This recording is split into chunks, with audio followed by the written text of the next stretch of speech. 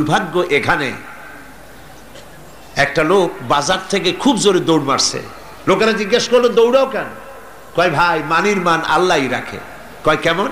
কয় বাবা আর আমি দুইজনে গেছিলাম বাজারে, বাজারের মানুষেরা আমার বাপেরে ধরিয়া জুতা দিয়ে এমন পিটাইলো, আমি আরামসে নিরাপদে চলে আসছি, আমারে কেউ কিছু করতে পারে নাই, মানির মান আল্লাহই রাখে। ওর বাপের জুতা দিয়ে পিটায় আর মানির মান আল্লাহ রাখে। দুর্ভাগ্য এই জাতির এক শ্রেণীর কলামিস্ট, এক শ্রেণীর মুসলমান নামধারী কলামিস্ট, মুসলমান নামধারী ফিচার লেখক, মুসলমান নামধারী সাংবাদিক, মুসলমান নামধারী বুদ্ধিজীবী, মুসলমান নামধারী রাজনীতিক, ওরা মুসলমানের ঘরে জন্মগ্রহণ করেও কুলাঙ্গার।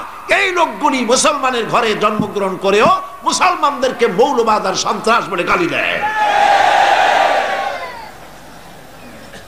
আজকে আপনারা পত্রিকায় দেখুন, হিন্দু বৌদ্ধ খ্রিস্টান ঐক্য পরিষদ ওরা একটা মিটিং করেছে গত পরশুদিন, গতকাল পত্রিকায় ছাপা হলো।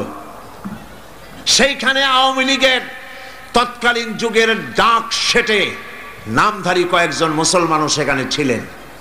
ওইখানে হিন্দু বৌদ্ধ ঐক্য পরিষদের নেতৃবৃন্দরা বক্তৃতা করলো, মুসলমানদেরকে এদেশ ছেড়ে চলে যেতে হবে।